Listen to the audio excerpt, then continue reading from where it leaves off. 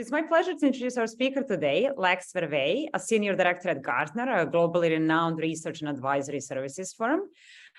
He has an impressive career spanning over 2 decades in the realm of digital transformation and talent.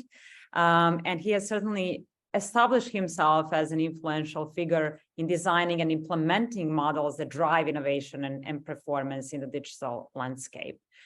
He will talk to us today about unleashing the potential of your digital twin. I don't want to spoil the content, but I'd rather just pass the floor to Lex to get us started. Lex, the floor is yours. Thank you, Giovanna. I'm happy to be here. We do a lot of research around, as Gartner, around like the future of work and what's going to happen, particularly from a digital perspective.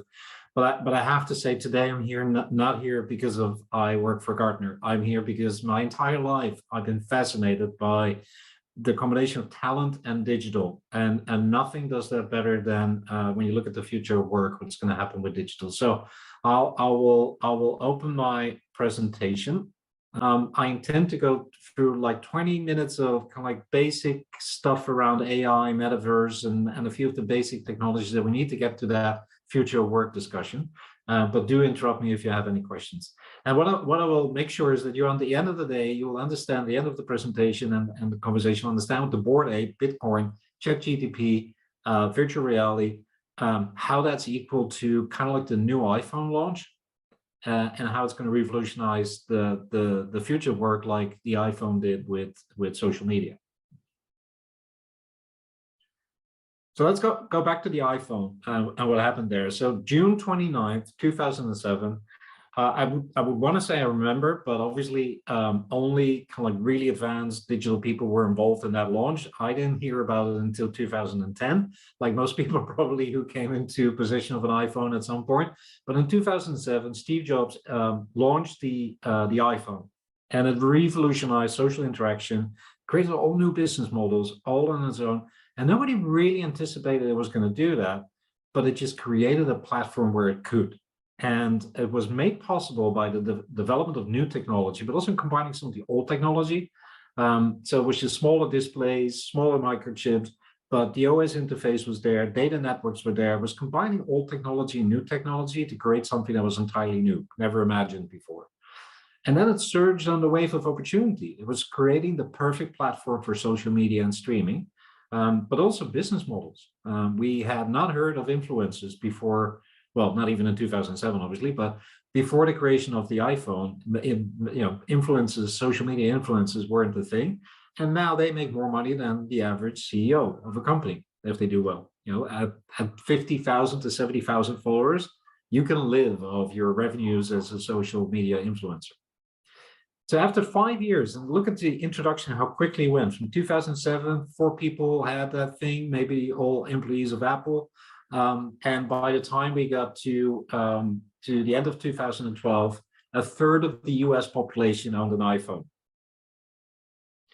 And I just realized, because I am on Zoom and I am in a big city, I'm going to put my headphones on. Because I think one thing that Zoom doesn't do as well as Teams is suppress outside noises. So can you hear the police car?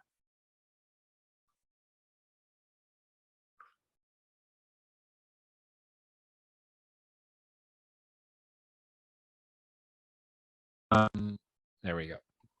Yes, we hear you well. Perfect. So that's kind of like the background. Technology can really revolutionize the way we do things, the way we work, the way we make money, etc. Now, the 2 drivers that made that possible are the combination of old and new technology,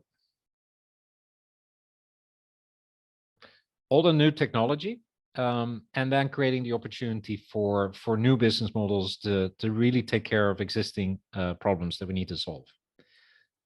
And the interesting thing is, obviously, if you now apply that to the future of work, how would that look like? And then I'm going to explain a few technologies. Most of you will be familiar with most of the building blocks of this one. But I think they're important to just list as kind of like creating the opportunities that we're going to be talking about in the future of work. So there's new technology. There's the blockchain and NFT. And the NFTs are the non-fungible tokens. The most interesting ones are, so in 2007 to 2012, when social media started, the disaster girl was a big thing. And does it feel like that, right? So, and everybody was making memes with the same picture. The disaster girl actually exists. She's now 21 years old, and she's just made $473,000 selling the unique picture of her as disaster girl back in 2007 to the world, to a collector. So, and the thing with the NFT is that this digital copy is now uniquely owned. You cannot copy it anymore. You cannot actually, it has IP rights on it. And that's an important development. We didn't have that before. So if you created music, MP3 music, even though there's IP, people will start copying it and whatever. Now you have the NFT making it impossible to copy it, because people will know in a decentralized ledger system called blockchain that it is a copy of an original that's owned by someone. So you cannot get away with just using the copy and saying it's mine. So that's unique in that it creates a unique identifier and ownership for an online asset, just like we have with physical assets. If you buy a bicycle or have a car and it's a registration number, it is your car. Nobody else can claim it's their car. The same now happens with online assets, which is uniquely new. And then it became a thing in itself. So the disaster girl is obviously a meme from 20 years ago that that now is an NFT, but I was just playing around with it. The Board Monkey, anybody familiar with that series? It's pretty cool. It's a collective of artists who said, we'll take that idea. They created basically his bored monkeys. Look at him, he's bored, right? And they've made 10,000 iterations of his face and his clothes and situations. And it's limited to 10,000 iterations. So it has even this kind of like limited edition kind of like image to it.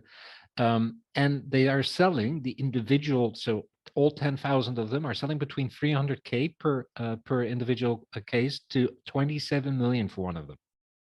So you can own the Board Monkey, one of the 10,000 iterations, for anywhere between $300,000 and $27 million. That's massive, right? We've never had that before. And you now can actually, the collective went so far as to actually produce the physical asset of the Board Monkey as well. It used to be only digital. And I bought one actually online at an auction, but only for 400 euros. So here's the thing, the interesting thing, I have a physical copy of the Board Monkey for 400 euros, whereas the digital twin is worth $300,000. It's quite unique, I think. And the reason that's possible is because it is based on a unique code called in blockchain, based on where the Bitcoin development was. So a unique code for ownership of that asset. And it's administrated in a decentralized ledger, so meaning that you cannot fraud with it. Everyone will know if there's 100,000 people on that auction platform, 100,000 on that exchange platform, 100,000 people will know who is the owner, because they all have a copy of a instruction in blockchain in Bitcode saying that who's the owner, what is the asset, etc. So we now have, and I think that's really, really relevant, for the first time that you can have unique online assets just like you have physical assets.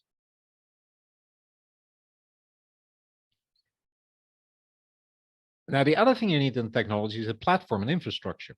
And so what they're talking about now is Web3. Web3 is kind of like an evolution of the normal internet, where based on blockchain, basically all instances of the internet and all of the different pages on the internet are basically jointly owned by the entire community being on the internet. It's called Web3. So it's basically a blockchain version of the current internet.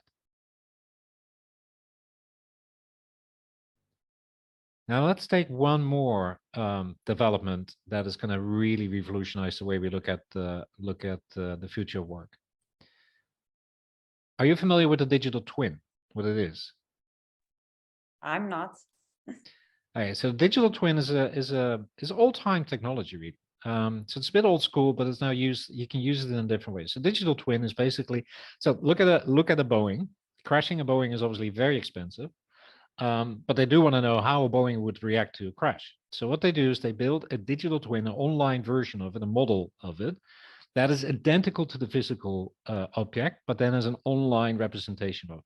And then they're going to put it to the test. So they're actually going to go like, what happens if it crashes?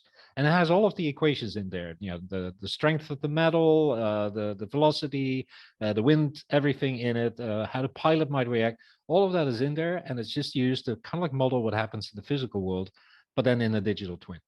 And that's called a digital twin. And you can take the digital twin anywhere. You can even build an entire company as a digital twin and figure out how the money would flow and the work would flow and how people would respond. So digital twin online assets has been a thing for quite a few years with consultancies building that for organizations to really mimic what would happen in the real world if you put it under certain stresses or influences from the outside. Now, the interesting thing is that that was before ChatGPT even existed, but now we have ChatGPT or OpenAI. Let's not take the specific example of ChatGPT, but OpenAI. Now we can actually create a digital twin of a person. Because OpenAI has actually evolved to the point that it can take a lot of what you do and reproduce it in a very similar way. It can make music in a similar, David Guetta has proven that the music created by his ChatGPT is about as bad as his own music. That's not entirely true. Some of his songs are very good, but if you have listened to a few of his latest releases, now I've been fascinated by music my entire life, so I always hear this, but 90% of his new releases are basically copies of bits and pieces of old releases from others and from himself. I don't know if any of you heard that, but I'm like listening to this like, that's this song, that's that song. There's nothing new about this song. But ChatGPT is evolving. So we are already envisioning that at some point it might even add to the creativity. But even if it doesn't, if it only reproduces what has been done before, it is still quite functional as a digital copy of a human. So you could actually have a digital twin, which is an actual reproduction of how you would respond in certain situations, what you would say, what you would do, and what you would write. An example is the actual Gartner research, but it's kind of like a maverick research, which is a little bit different from our normal research, where we figured out that somebody had been dead for 5 months, but his AI continued to produce work. It does happen. It did happen. Now let's take this one step further. Look at how we're doing this meeting.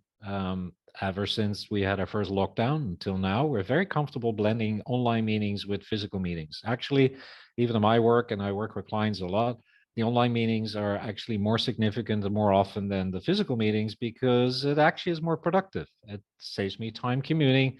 It saves us time having to walk to a room, get a coffee. Everybody, when you have an online meeting, everybody had a coffee, has been to the bathroom, sitting there ready to go.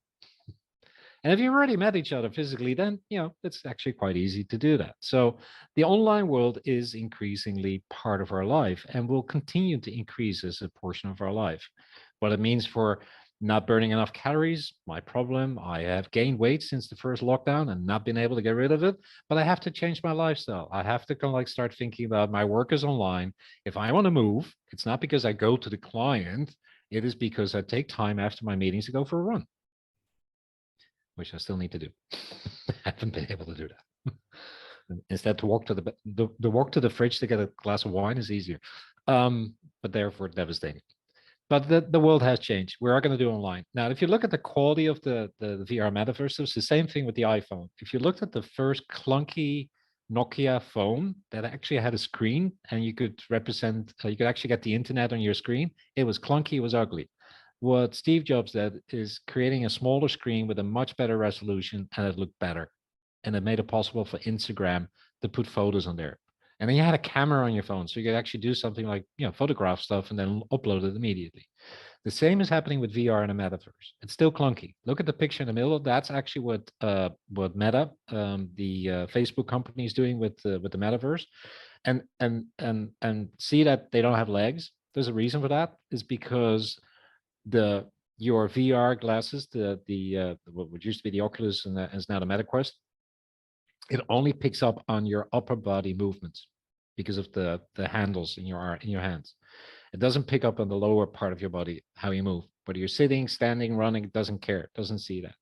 But it's actually evolving. There's now whole body experience VR companies that actually attach sensors to your legs, to your feet, to your knees, to your hips, to your butt, to make sure that actually your online representation of you is a whole body experience. So it's getting better, and it's getting smaller, and it's getting lighter. If you look at the MetaQuest now, it's still a very clunky thing on your head.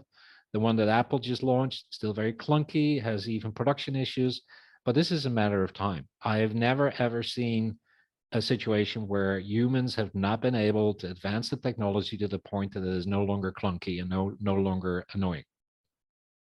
So what will happen? The metaverse will become the vehicle to connect your digital twin to the opportunity on the infrastructure of Web3. Are we good so far? Because these are just the components to get to where we're going to go next. Okay. All right. What is the opportunity? Because that's the other thing you need for revolutionizing change is an opportunity that you want to get ahead of. And the opportunity is really there. It's been building for about 10, 15 years. So this is US data because that's the one. The US is much better at publicizing data nicely, neatly aligned. You can sort of really make the case, and it's a homogeneous market. So you can talk about the US, whereas in Europe you talk about Hungary is a lot different than Czechia, is very different than France. It's very complicated. But US as a market is about the size of Europe, is a good example of what would happen here as well, and probably data that we have as well if we add it up. But the opportunity is there. So we have a job market that's been growing, particularly on the services side. It's about 80%. That was only in 2010. I think it now actually advanced to like 90%. So 90% of the jobs are in the service industry, and it's a very wide industry. It goes from professional services all the way down to the person who takes your order at McDonald's. It's all of those jobs. Also the Amazon driver who comes to your door. That's the service industry. It is probably, if I extrapolate, because it became slower, obviously the advancement, and industry has been stabilizing a bit, but it's probably about 90% of the jobs in the world are services jobs, not production jobs. And that's in the Western world. There's a lot of reasons for that. One is that production has been outsourced to cheaper countries than in the West. That's already a massive move. It's been going on since the 80s. But there's also the fact that we have actually robotized manufacturing to a large degree. If you look at how they produce a car now versus the 70s, there's almost no human involved. There's a couple of people who just look at the whole production line and move the car along, but all of the hard work is done by robots.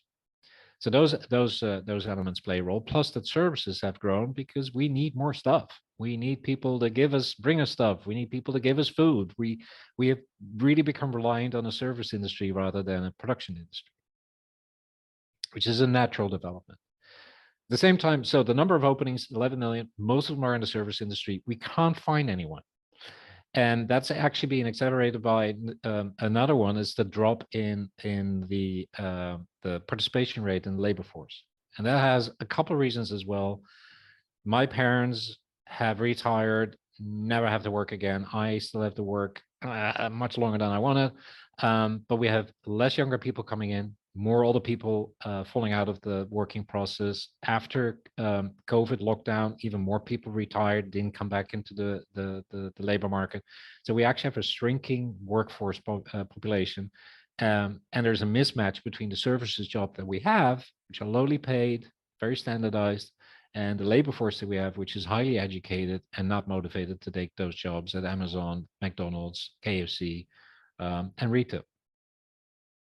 So we have a perfect opportunity. If anyone could resolve this, it would be massive, right? If we can fill the 11 million vacancies, if we can get people to participate in the labor force, if we can do this, it would be a massive impact.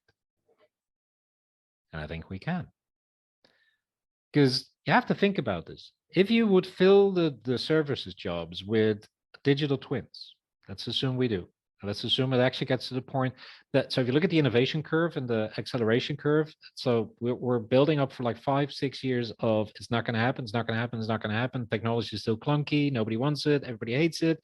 And then boom, it goes in 3 years, it goes all out. So we're thinking that by 2040, people will have a digital twin at the latest. But now it's the impact on the future of work. What would you do? I know what I would do. I'm a consultant. If I over the summer, I actually need to write a report. It's a report of about 1,000 pages for a public services company. They like pages, so 1,000 pages of why they need to change the way they work. I think if I can do what David Guetta did, is just take all of my previous work and put it into my ChatGPT digital twin and say, these are kind of like the main points I want to make. Now write 1,000 pages. I definitely would. And if I can make it unique, so nobody can copy it, nobody can do like they're me and do the same thing for a different public services organization, that would be amazing. But there's a lot of questions to be answered. Do I sell or lease my digital twin? Do we do it through brokers? Are job agencies going to get involved in this and just match digital twins to opportunities of unfilled vacancies in the market? Would I manage it, or would I be like, here you go, here's my digital copy, do with it what you like. I'm not going to manage it for you, but if I manage it, I can ask for a higher fee because I can check the output of my digital twin and maybe tweak it. Would we do it for all types of work? Would we do it for the person taking your order at McDonald's drive-through, which I think is quite easy work? Will we do it for my work where I write a report or do a presentation? Will we put a twin in a robot? That would actually help, right? So somebody's actually producing a car. It isn't just a dumb robot doing what the algorithm says, but somebody who actually, a robot who actually looks at the product. And what we do with the ownership? Will we get centralized ownership, or do we stay as an individual owner? Will we create twin farms like we have bot farms? And this question came up just as we were doing the introduction, so I added it very quickly. Do they need a trade union?